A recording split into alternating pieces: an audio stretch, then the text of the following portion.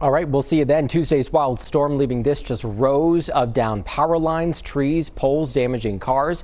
8 News Now reporter Nick Summer checking on areas where crews are still working on those power lines tonight. Nick.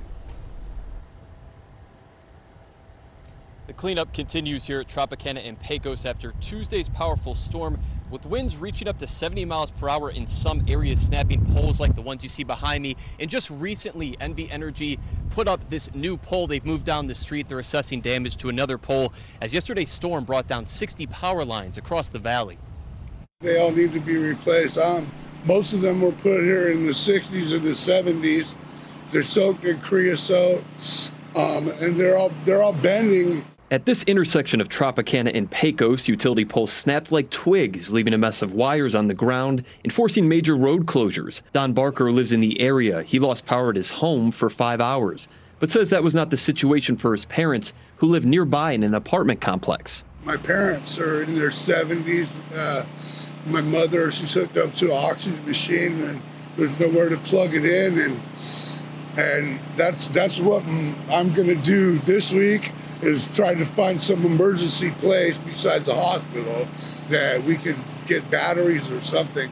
Power went out not only in homes and apartment complexes, but businesses too. Loretta Burrell is the manager at 7-Eleven. It happened like shortly after 2, and then one of my workers called like, oh, the pole was down.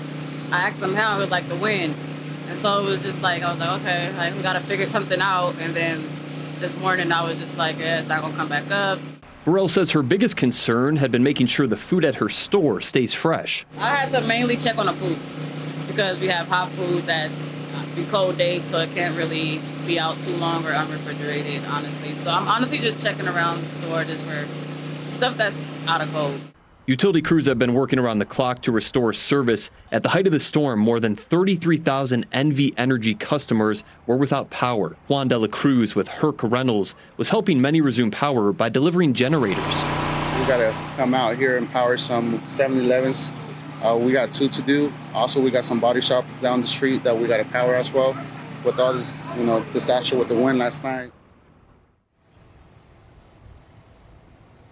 There were reported 60 poles that came down Tuesday. We asked NV Energy why. They say it was due to the severe weather that also caused trees and other items to fall into line. And when a pole goes down, the neighboring poles feel that tension. That's why we see multiple poles down in a row. Reporting live near Tropicana and Pecos, Nick Summer, 8 News Now. Something we haven't seen here in quite a long time. Nick, thank you. So